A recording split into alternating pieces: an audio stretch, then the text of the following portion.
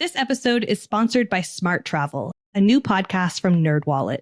You know that one friend who always finds the best travel deals, picks the right cards, and somehow ends up in first class for the price of coach? Smart Travel is like that friend, but in podcast form. They cover all things travel finance, like which flight deals are actually worth booking and which are just clickbait, and how to plan group trips without blowing your budget or testing your friendships in the process. Travel smarter and spend less with the help of NerdWallet. Follow Smart Travel wherever you get your podcasts. This is a Voyescape podcast. You can find all of our travel podcasts from around the world at voyescape.com. Travel and fashion might seem like two totally separate things. One is about where we go, and the other is about what we wear. But the more I've thought about it, the more I've realized how deeply connected they actually are. Before any trip, most of us are going to ask ourselves the same question: what am I going to pack? And unfortunately, we are constantly being encouraged to believe that we don't already have what we need for a trip. Advertising, social media, and travel content all subtly push the idea that a trip requires you to buy things. Airport looks, vacation wardrobes, packing hauls, the latest travel gadgets. The message is often that travel is another reason to buy more stuff. So today we're talking about the intersection of tourism, fashion, and consumption. What does overconsumption look like in the travel space, and how can we approach clothing more thoughtfully when we travel? To help unpack this, I'm joined by Lily Fang, the creator of Imperfect Idealist, a blog focused on sustainable travel, mindful living, and ethical consumption.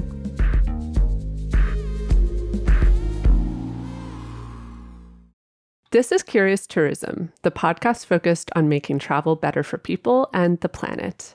I'm Erin Hines, travel writer and content creator, and I'm joined by my producer, Katie Lohr. If you enjoy this show, Erin and I would love you to support it. It's really easy to do so. First, you can double check that you're actually subscribed to this show on your favorite podcast app.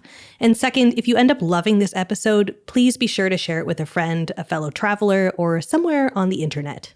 You can also get in touch with us directly on social media or by email. All our contact info is in the show notes. Hey, Lily, welcome to the show. Hi, Erin. So nice to be here. Thank you for having me. Well, we're super excited to chat with you. I think that tourism is so intersectional with like the rest of our lives and the rest of the way that the world works. And this is one of those topics that I think is connected to tourism that people don't maybe think about so much in that context. And so that's why I'm so excited to talk to you, because I have so many thoughts about it. At first glance, travel and fashion can seem like pretty separate industries, but like I just mentioned, there are overlaps. To start us off, could you explain how you think about the relationship between them, especially as someone who is passionate about sustainable fashion and who also travels a lot? Yeah, I would say my first thoughts are how travel can fuel overconsumption and sort of haul culture.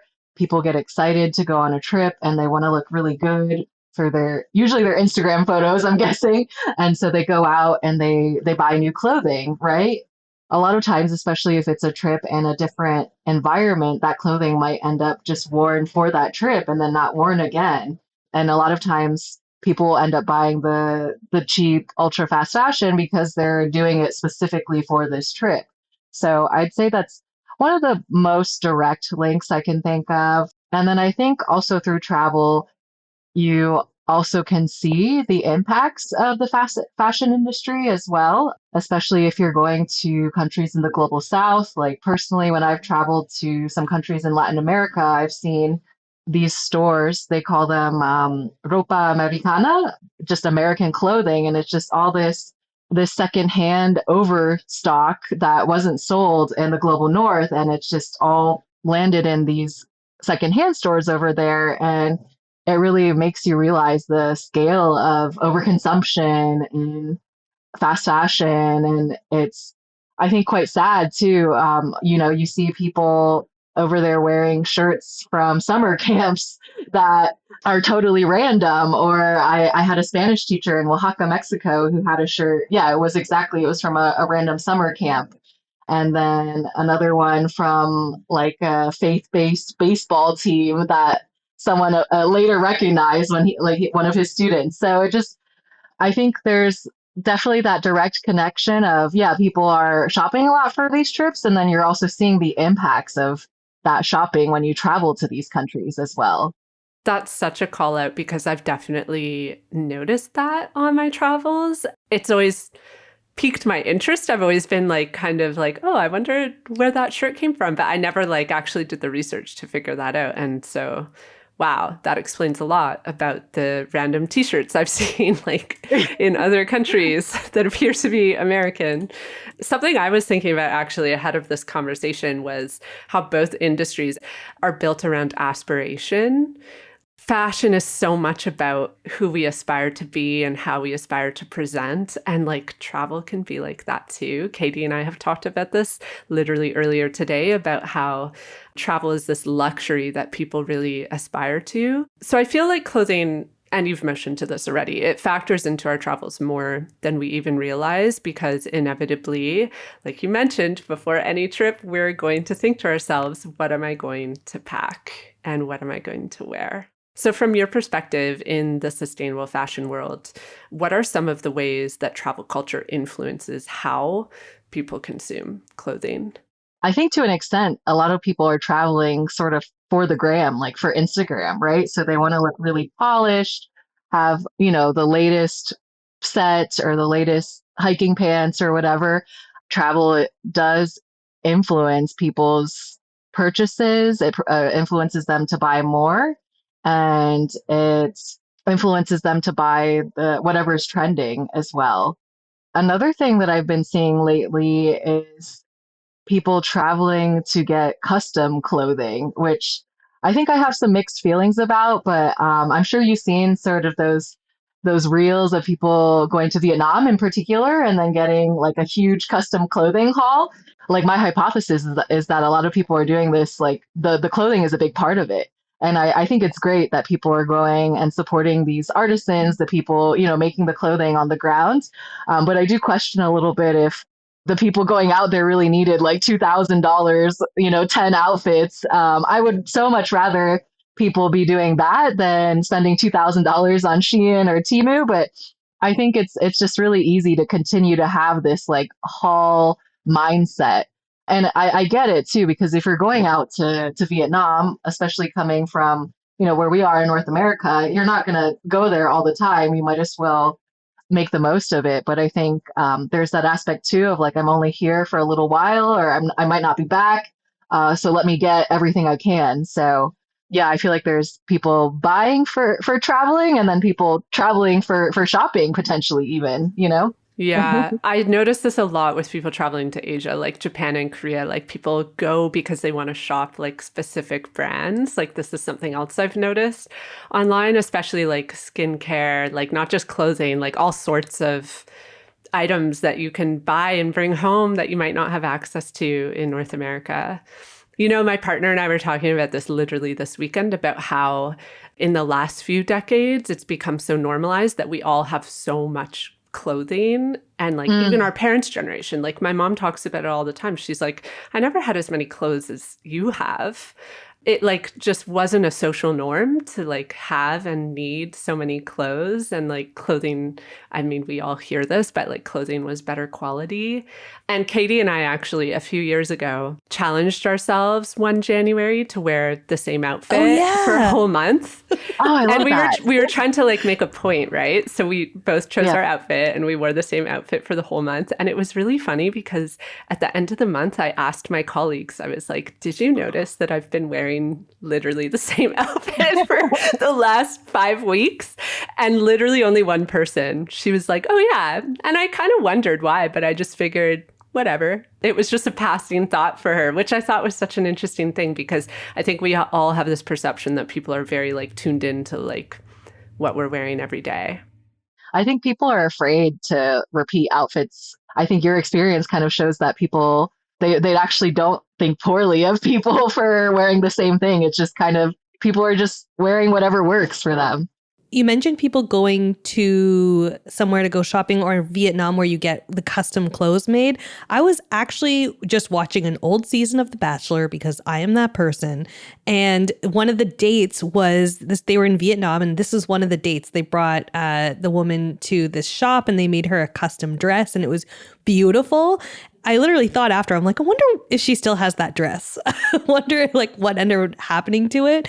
And it is interesting about how you can go abroad and kind of be just mesmerized by a new fashion culture and get totally wrapped up in it. I mean, I think about all of the elephant pants that exist out there. Oh, yes. And then you come home and never wear those things again because it's just not a part of your culture of fashion. And I just wonder what happens to those clothing items, especially a custom thing that's made for you so beautifully that you just never end up wearing again. Yeah, exactly. I was thinking about that on my run today as well, because, when I get like a nice piece of clothing, I'm almost afraid to adjust it to my measurements in case like I want to sell it again. It does make me wonder, about the longevity of custom clothing. If it's not staying in your closet, is someone else really realistically going to be buying that from you or wearing it? And I guess like part of that is that customizing clothing isn't so normalized anymore. So most people when they're shopping aren't thinking, oh, this doesn't fit me perfectly, but I can take it and get it repaired or fixed or tailored to my specific body. Because like theoretically someone could take something that you had tailored and then get it tailored to their body. But I feel like most of us don't think that way because the culture of consumption we live in like does not encourage us to customize our clothing at all. So we've been touching on how a lot of us do feel that like drive to buy new things. And a lot of it is because we're inundated with this content that we've mentioned already that's like so aesthetically driven and does encourage us to buy. So like clothing hauls, curated vacation looks, airport looks, packing videos, even like sometimes I see like tech videos of like, this is all the tech you need for your next trip. And so I sometimes wonder if like social media has really fueled this. I have a feeling that you think it has, but what are your thoughts on that? Like, do you think since social media became so normalized, we've seen like consumerism increase, not just in travel and tourism, but in general? I would definitely say so. I think before the rise of social media, a lot of what we understood to be popular was more of what we saw around us, which is a lot more limited than what we see today. So, like growing up in suburban Ohio, it was very much like the Hollister t-shirts, American Eagle t-shirts with like the branding on it. Now, I think with social media, we're just exposed to all these trends every day, multiple times a day. And I know even from my perspective as like a sustainable fashion creator, it can be hard for me to like avoid the allure of like, oh, look, like another ThredUp ad, like another, secondhand clothing ad, or this sustainable brand is having a sale. And a lot of these things I would never have known about if I hadn't been on social media. I took a bit of a social media break a couple years ago, and I definitely think my consumption levels and then also just my desire to consume was a lot lower just because we're bombarded with ads on every app we go on to. Yeah, it's funny you say that because I actually forgot to mention this, but that was my other observation when Katie and I did this 1 month same outfit experiment. I stopped thinking about buying clothes because it just became every morning I put this on. I don't have to think about outfits anymore. And I literally stopped thinking about them. You also made me realize, like, as a child in the 90s, my mom would turn the commercials off when we were watching TV. And she would always say, because if you see the commercials, you're going to want things. You're going to want me to buy you things. Like toys. That's so funny. And I've thought about that my whole life because she's right. She was right about it. And she's told me as an adult, she was like, you guys asked me for a lot less stuff because I didn't let you see the commercials. That's so smart. I love that. And now when you think about it, like we're just constantly surrounded by commercials. Like we can't escape them. Like even a video that looks organic on social media, like very often is an ad. Or affiliate marketing or something. Yeah. Yeah. I can go down the rabbit hole with this because I struggle with this, like as a quote unquote influencer. It's like my literal job in a sense, or like a lot of people view the role of influencer as to sell things, like you are influencing people. And so you can really go down a rabbit hole when you think about that. Even though I don't do affiliates, like I don't really shill things on my account, like I'll still get people DMing me and saying like, where did you get this that I saw you had in this video, or asking me about things. And I'm like, please don't, like, I don't want you to buy stuff. That's another thing that the rise of social media has led to is just, I think people they see something and they want it and they want to know exactly where it's from. And sometimes, you get messages, it's not even like a hi or anything. It's just like, where's this bag from? Or send me the link to this bag, Yeah, So, yeah. And the problem too is like, I get it the most about the trekking pants that I wear, but I've had them for so long that I'm always like, you can't buy them anymore. Like, I don't have a link for you. I'm sorry. Yeah. So when we zoom out a bit, tourism is such a massive global industry that it must shape fashion consumption in ways that we don't even think about. There's the obvious stuff like we've been talking about. So people buying new clothes for trips, but there's also entire parts of the fashion industry that seem built specifically around tourism, which I find really fascinating. So like I've noticed some brands have these resort wear lines, or even like they'll have a line for vacation specifically, and then like seasonal collections that are tied to like specific types of vacations. So this is something I've noticed like in recent years, and I think it really points to how tourism like contributes to the broader culture of the fashion industry and like what they produce like for consumption. How do you think this connects to issues of overproduction and waste in the industry? Yeah, I think when these companies are producing these limited collections kind of tied to a specific season, event, or place, it's the kind of clothing that is not designed for longevity. It also makes me think of the kinds of t-shirts that you see in like the tourist shops that are very obviously mass produced, usually a pretty low price. And it really, there's no reason for anyone else to want that, right? So, and then for you, you might want to wear a shirt that says Cozumel on it, or, Cancun on it, just for a little while, but it's not something that is just designed to be part of the long term of your life. So I think the way that these collections have been set up really just encourages us to buy that for that specific purpose and then kind of get rid of it. And then no one else, unless they also very specifically have gone to that same place, would be interested in even picking that up. I will admit, I do have a sweater from Nova Scotia that I bought years ago, and I do wear it all the time. Yeah. Katie can confirm. It's from Lunenburg. I actually I love like tourist. It's my weak spot. Like I love a tourist t-shirt, but I actually wear them That's forever. the important thing. Yeah, exactly.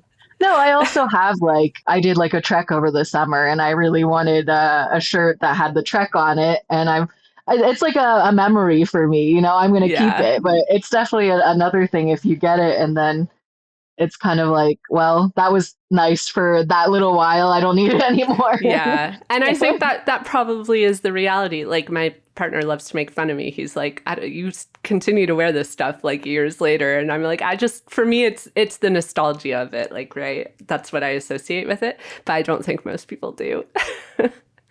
So like on the topic of overconsumption, I do like think a lot about how there's been like a lot of individualization of responsibility. This is something I struggle to talk about like on my own channels, to be honest, because I think like whenever you're talking about anything having to do with sustainability, the onus is often placed on us as individuals to change things and to make the right decisions. And sometimes I feel like there isn't enough focus on the industries that are producing these goods for consumption and the role that they play in sort of driving this vicious cycle of like producing and consuming. So how do you think about that issue, like the issue of like individualizing our responsibility when it comes to overconsumption? Yeah, for sure. I think that's always a really hard balance as like someone with both of us with platforms to manage both sides of that, because I do agree that a lot of the problem is overproduction and these companies that are producing these crazy amounts of clothing, running all these ads. And then on the other hand, I do think that we as consumers also have a lot of power to change the culture, to, make our own decisions on what we'll participate and what we won't participate in. I think on the topic of fashion and travel, it makes me think of how quite a lot of the waste in some of the most infamous places, like the Atacama Desert in Chile, is very well known for having a massive clothing dump. A lot of that, I don't think there are specific statistics that I could find, but a lot of that is unsold clothing. So it was overproduced clothing. Not all of it is stuff that people had bought and discarded. So I think that's definitely important to acknowledge as well, is a lot of it is individual waste, but a lot of it is as well these industries. It's cheaper for them to pump out all this clothing and get rid of it than to actually have a more on demand type model that requires a bit more waiting. And then I would say a lot of the kind of clothing that you might see discarded, I feel like some of us might not have even had a say in it. Like if you go to a summer camp, you probably don't have a say in whether or not they give you a t-shirt or something. If you go do a 5K, a lot of times there's no option to say, I don't want a t-shirt. There's definitely some shifts that can be made at more of a collective level, but I think that also requires maybe some of us to say, hey, like to these organizations, maybe we don't need to do this. Can we have an option for no shirt? Is there some other way that we can distinguish our teams at the summer camp, right? So I think it's definitely a balance of individual action and holding the system accountable. We've talked about that before on this show about how important it is to like speak up and flag these things. So I love that you've brought that up because that's something I've noticed like in my like day job, for example, I'll have to go to conferences and they always give you swag.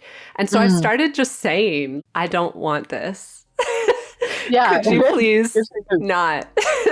Like just saying it, because I think like once people start saying it out loud, like the idea spreads and then more and more people think about it. Because I actually do feel like in the last few years, I've seen some conferences start to like include a checkbox where you can say yes or no to receiving stuff. But I think that only happens, like you say, when people speak up and flag that.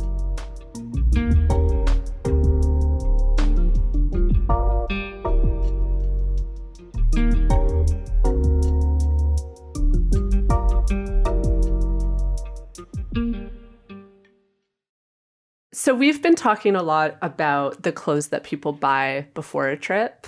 We've touched a little bit on the stuff that you can buy during a trip. But let's lean into that more because shopping is a big part of tourism. People like to buy souvenirs and clothing and textiles and jewelry and skincare, and just like generally things that are tied to the places they visit.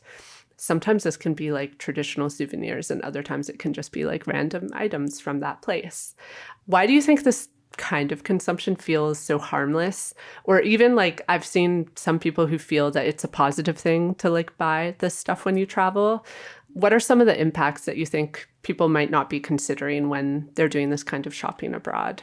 Yeah, I definitely agree with you that I've seen people consider it a very positive thing, no negatives. And I think a lot of that stems from they think it's stimulating the economy, right? So they think that they're putting their money into these locals selling these items. One of the biggest concerns is that some of those souvenirs, some of that clothing might not even be local. A lot of it is mass produced, right? Especially if we're talking again about those tourist T-shirts, depending on where you buy it from. Some of the little trinkets too might be made in China, mass produced. I think it's always important when you're traveling to support locals and artisans, but I think you have to be discerning about what exactly it is that you're buying. I also worry a bit about artisans being taken advantage of on potentially like tours. I think it's always great if you can book directly with the artisans, if you're doing some sort of workshop. I think it's just important to make sure that you're actually supporting who you think you're supporting. I'll admit I was so on board with this. Like, I feel like just buying souvenirs was always a blind spot for me that I never really thought about, like in the context of responsible tourism. I used to just like love buying trinkets, and I loved buying things to bring home to give to people, to my parents. But more recently, like in the last few years, I've started like thinking to myself, like when I'm looking at things, because you see it everywhere. It's hard not to, because when you're traveling somewhere that, especially a place that's like designed for tourists, they want you to buy stuff. So there's stuff displayed for you to look at. I always try to think to myself, like, will this have a long-term place in my home? Like, will I use this? Will I display this for years and years and years? And most of the time, the answer to that question is no. So that's been a helpful strategy for me. Yeah, I like that. Yeah. I ran into some people the other day who had just come back from Japan, and they told me they bought a suitcase that they had filled like on the other end, like in Japan, with things that they purchased. And I feel like Japan, I just keep talking about Japan because it's such an example of this, like just people buying so much stuff to bring back home with them. Literally all over the internet. Yeah. It's Erin had to tell me to stop looking at Japan content ahead of my trip because it was getting overwhelming, but also so much of that content is like things to buy while you're over here, all the things to buy, all the skincare, all of the things. Pack an extra duffel, even though I'm definitely packing an extra duffel because I know my consumer habits are going to be bad on this trip, but I'm going to do the best I can. And I personally like edible trinkets, edible things that I can bring back. Me too. Yeah. And food makes good gifts for people. It does. No, I get it too, because like, again, some of these trips are like once in a lifetime or once in many, many years. And so you want to take advantage of that. And sometimes the pricing is better if the exchange rate is good. Like I know, for instance, when I'm in Europe, I try to get Caudalie, like the French skincare brand, because it's like 2 or 3 times as expensive in the US. I don't know. It's also kind of expensive. It's less expensive, but still, not cheap. So I'm not going to stock a whole suitcase of it or anything. Yeah. But Yeah. I think it is like a bit of strategizing and trying to take advantage of this opportunity. So it's hard to kind of balance that desire and then like, do I really need this? I will share another tip from my mom because she's so frugal. I think this is where it all comes from. But a lot of her like frugal principles, as I've become an adult, I've realized are actually like really great, like anti-consumerist like mottos to live by. When I was growing up, she would always say to me, if you see something and you want to buy it, don't buy it in the moment. Wait 24 to 48 hours. And if you're still thinking about it, then you go back and get it. And the amount of times that has like, I've just like forgotten about something that I thought I wanted to buy. And it's harder to do that when you travel because like you might not be able to go back and get it. But a lot of the time you can, especially in places like Japan where you're spending like 3, 4, 5 days in one place. So that's a good way to deter yourself as well. There's only one thing I regret not buying in the moment that I can think of, which is a special cocktail stirring stick that was in the shape of a penis when I was in Portugal.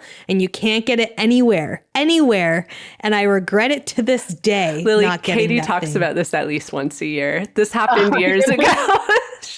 I would be using it all the time. Alas. Next time. Yeah.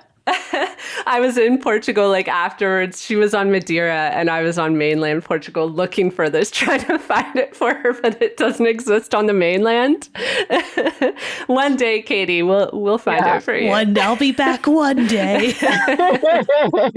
Yeah, another area that I wanted to touch on, because I think it's like an important sort of related issue when it comes to buying things as we travel. A lot of the things we look at buying are like textiles, craft traditions, ways of like making clothing that we might not encounter at home. And I think for a lot of people, there's like genuine curiosity and appreciation there.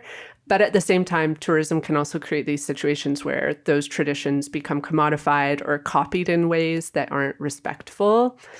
So when travelers do encounter textiles, crafts, or like cultural clothing traditions, how can they engage with that respectfully rather than in a way that might contribute to appropriation or like inappropriate consumption? I would say it always helps to speak to the locals, especially if it's someone who's not necessarily the one trying to sell it to you, because they'll most likely, say everything's okay. Because I found that whether it's if you're like in a homestay or if you are doing like a walking tour or something, they can often give you tips as to like, that textile is actually mass produced, like double check the back, like if the stitching is a certain way, like in the first place, it can just help you make sure that you're actually supporting artisans and not, mass produced items. And then just ensure that you're not contributing to stereotypes. So I'm thinking, for instance, of like the sombreros in like Mexico, right? I think for the most part, a lot of times where you're going, as long as you engage carefully and respectfully and are approaching the culture and textiles with genuine curiosity and not just doing it for whatever Instagram post. I think for the most part, that tends to be a pretty safe way to go about things. This does make me think about, especially in Asia, I think it's quite common to wear like the traditional clothing and have like a photo shoot. I haven't thought too much about it, but I think for the most part, as long as you're supporting the locals, making sure it's a local owned business, speaking to the people on the ground about the traditions, understanding what it's actually about and not just like, seeing it as a sort of costume. I think that's those are the best ways to just approach it carefully. Mm-hmm. You bring up something that I also have really wondered about because you do see that a lot. I've seen it mostly in Japan and in Korea. Often, like, you're kind of incentivized to wear this traditional clothing because it grants you free entrance to places like temples. At least in Korea, that's the case. So if you rent the traditional dress, you enter like all temples for free and palaces for like the whole time that you're wearing it. And I had wondered about that. I was like, it feels like you're turning this traditional clothing into costume. But at the same time, you notice like a lot of local people wear it as well. And so like, I don't really know like who I would even ask, like how they feel about that, because it is sort of being celebrated, the practice almost. I had never heard of that. That is definitely a big incentive to dress in that. It's almost like a pass of some sort. Like you get like instead of it being a card, it's actually the clothing. Yeah, it's hanbok rental. And you'll notice like in Korea, if you go to like the main palace in Seoul, there's hanbok rentals like all outside the palace with signs that say like rent a hanbok and enter the palace for free. Yeah, that's like where I've mostly seen it. But I guess in Japan as well, people do it a little bit, but I haven't noticed foreigners doing it as much in Japan.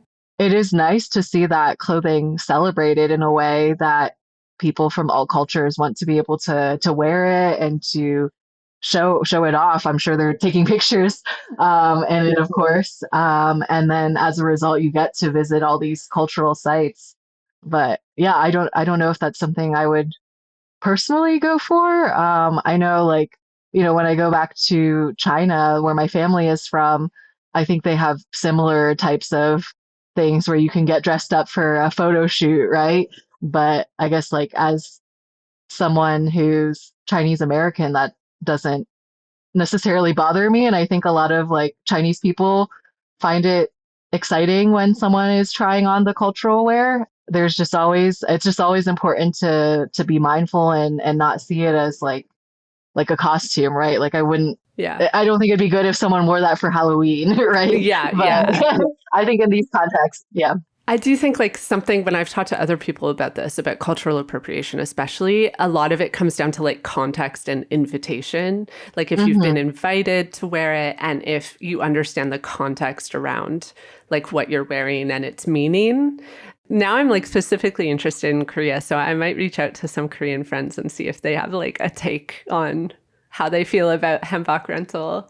And I'm talking about my parents so much, but you just jogged a memory of this photo of my parents that exists in our house of them in the Netherlands, where my mom is from, wearing traditional Dutch clothing, like on a set, holding my sister like as a baby. And I always thought that was such a funny photo. I was like, why do they have this? But I guess it's the thing. You go back to the home country and you get a picture done. So I think we've done a good job of flagging some of the core issues with consumption when it comes to travel. For people who love travel and also love fashion, what are some practical things they can do to approach clothing more thoughtfully when they're planning for a trip? Well, one thing this makes me think of is this trend I've been seeing of people wearing the same item on a bunch of different trips and then they make a reel of it. I think that's very wholesome, especially coming from, this overconsumption culture of like a new trip, like a whole new wardrobe. So I think if there's some way that you can even challenge yourself to go on a trip and do with what you have or consider borrowing from people as well, especially if it's maybe more technical gear that you might not use in your day to day. It's important for me as well when I'm packing for trips for pieces to be really versatile. So I try to have pieces that I can wear in like 5 different outfits, right? And sometimes even do maybe a color palette for the trip so that everything matches. And then another thing that I think is underrated, and there's not so many fashion brands that I know that do this, is modular fashion. So clothing that can kind of be taken apart. Like I have a sweater that has a removable turtleneck and then has like cardigan buttons down the back. So it's not only like a turtleneck sweater, it's also a crew neck sweater when you take off the collar, and then it can also become a cardigan when you like take off the collar and then unbutton the buttons. So I think there's a lot of potential innovation there. Yeah, so I would say start with what you have and maybe make it some sort of tradition to have this like special, this is my thing that I take a picture in this specific piece of clothing on every trip. I think that's actually makes it extra meaningful because then you look back and you see all these beautiful places and then this piece of clothing that's been all these beautiful places. Yeah, I find I get sentimental about clothes that have been all over the world with me. I had a pair of sandals that I literally wore to death. Like they fell apart eventually. And I was so sad because I was like, Yeah. these have been like all over the world with me. And that's so special. It's like you're my friend. Like you got me so many places. I love that mindset of like, just like assigning sentimentality to something and the fact that it's like traveled with you around the world. Are you into like thrifting clothes and maybe like borrowing from people? Like, is that something you involve in your practices? Oh, for sure. So I am a big like secondhand online shopper. So makes me think about before I went to do a trek in the French Alps last summer. I bought a couple things on eBay that I knew I was gonna need for the trek, like a pair of like hiking shorts, a cropped hiking top, and that felt good because this was something that was already out in the world, and it was a lot cheaper as well. So rather than paying $80 for a pair of Patagonia shorts, I got them for like 40 secondhand. And I think that's a huge thing. And then for that trek in particular as well, I did borrow quite a bit of gear from my friend who lived there, who has family there. And so that was a big help too, because me and my friend were both coming from the US and we were thinking about, well, we're not going to go just buy a tent for this trip and then get rid of it. Like, there's no way that we're going to be able to continue to carry that with us. So I think making use of like the items that are already out there. Not everyone is privileged to have like potentially friends in the area that they're traveling, but I found there's quite a bit of support in online groups like Buy Nothing groups, local travel groups. Another thing that was really special that happened to me while traveling was that I wanted to rent a violin in Brussels, but the only rental shop in the city didn't have any in my size, only like children's sizes. And so I posted in the Buy Nothing group and a random woman was like, oh, like come borrow mine for the week. And she was just totally cool with a stranger borrowing her violin for the week. And so I feel like you can just like be surprised by the kindness and generosity of people. And really just, yeah, there's so much stuff out there already. Why not just ask. Yeah, you just jogged my memory. I mean, last summer we were in the Yukon and we had to fly there because it's so far. And we were going to need gear. And we had thought about buying this gear and bringing it. And then we realized we can just rent it when we get there. And we rented everything that we needed. I think a lot of people just don't realize how easy it can be to like rent or borrow something. It just takes like a little bit of like pre-research to do. But it can be like such a game changer, especially if you're flying and can't pack very much. I love this story about the violin, though, because I'm a fiddle player and I have also been like, how do I get a violin when I'm like away? So I need to join these groups. Yeah, try it. Because this is my problem. I'm going to Vancouver in a few weeks and I'm like, I need to bring my violin, but I don't want to check luggage. Like, what do I do? It's a problem. Yeah, maybe it'll work. Yeah.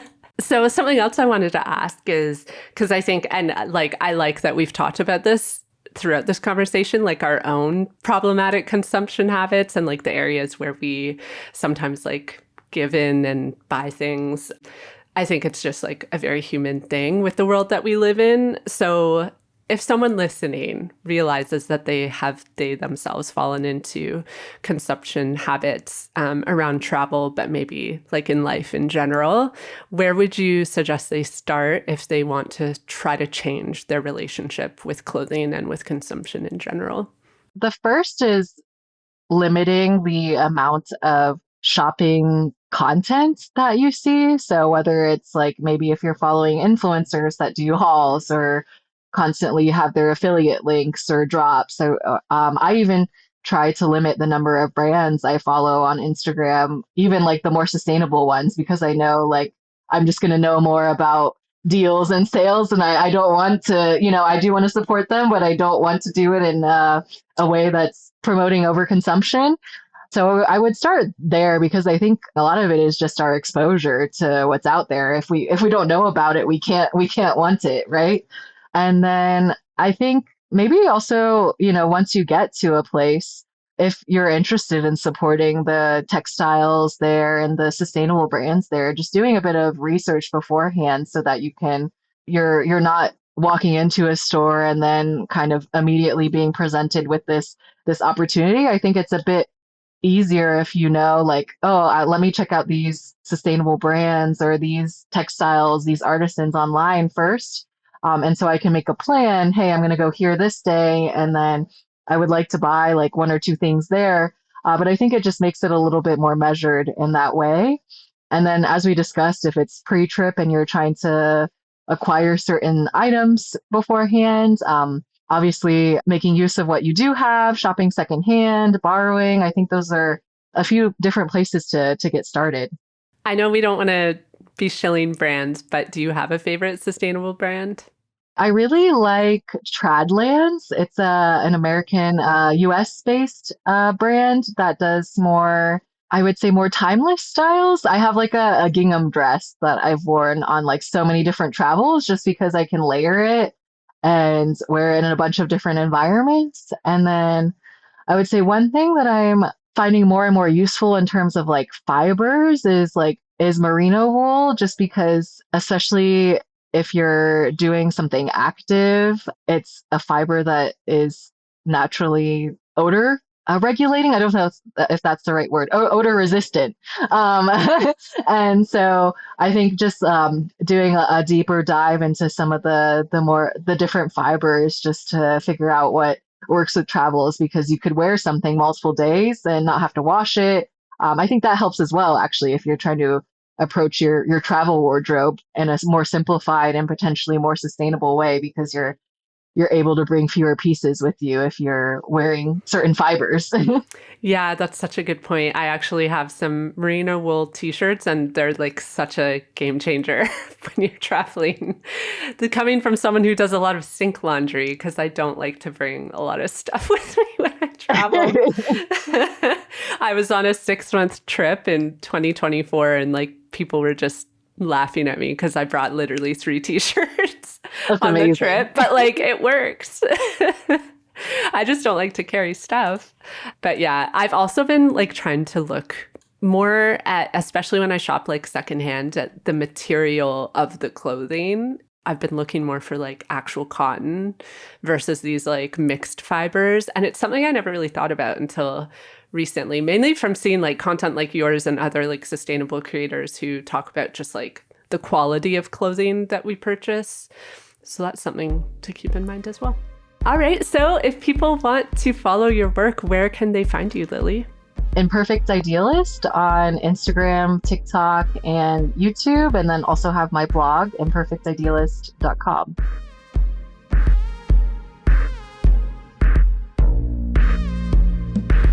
Thanks for listening to Curious Tourism. If you enjoyed this episode, don't forget to share it with a fellow traveler.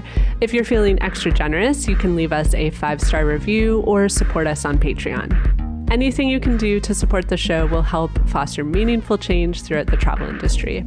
Curious Tourism is written and hosted by me, Erin Hines, and it's produced and edited by Katie Lohr in Canada's Toronto area. If you want to reach out to us, check the show notes for all the info you need. Stay tuned for a new episode next month, and of course, stay curious.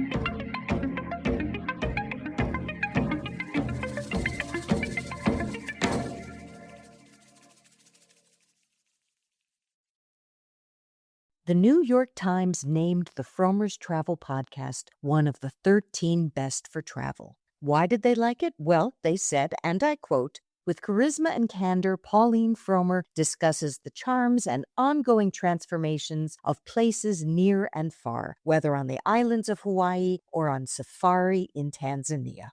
Pretty nice, huh? We post new podcasts weekly, talking about travel from every angle. I hope you'll tune in. Hey guys, Aaron Miller here from Armchair Explorer, and I just wanted to let you know that our new series is out now. We've got kite skiing across Antarctica, Aboriginal storytellers, and the craziest whitewater race in the world. We're going on a bucket list hike across Italy. We're going to the fjords of Norway in search of the Northern Lights, and lots more. Our goal is to take you on the trip of a lifetime every single week. You can find Armchair Explorer on Apple Podcasts, Spotify, wherever you're listening right now, and at voyescape.com.